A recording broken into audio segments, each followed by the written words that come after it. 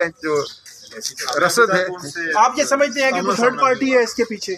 ظاہر ہے جی اس میں کوئی ہیزیٹیشن نہیں ہے کہ میں ہچکچاؤں یہ کہنے میں. ظاہر ہے یہ ایک سیاسی حربہ ہے، ایک سیاسی وار ہے. عدالت کو استعمال کرنے کی کوشش کی گئی ہے اور بار بار ہر ایک 1.5 سال بعد یہ کوشش کی جاتی ہے.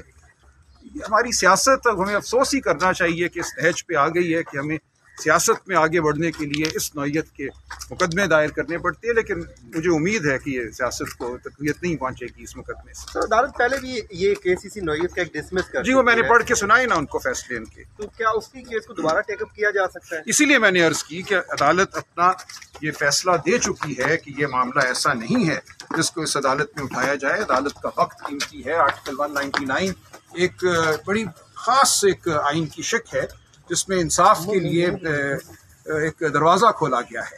یہاں ایسی صورتحال نہیں ہے کسی کی ذاتیات پر، کسی خاتون کی زندگی پر حملہ کرنے کا دروازہ نہیں ہے آرٹیکل 199. اور یہ عدالت یہ کہہ چکی ہے. تقویٰ اللہ صاحب کی ججمنٹ پڑھی میں نے، جج صاحبان نے اس کو نوٹ کیا کہ یہ عدالت اپنے آپ کو استعمال نہیں ہونے دے.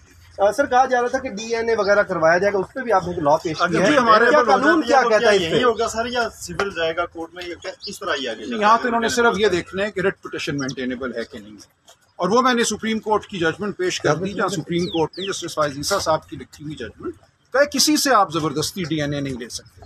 یہ انسانیت کے خلاف.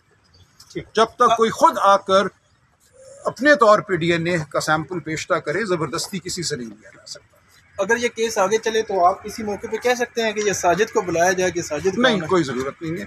ساجد ایک کسی نے ٹھیک کہا عالم غیب ہے، اس کو عالم غیب رہنے دیں، اور عالم غیب سے جو اشارے آ رہے ہیں ان کا مقابلہ ہم کر سکتے ہیں. Thank you sir, thank you.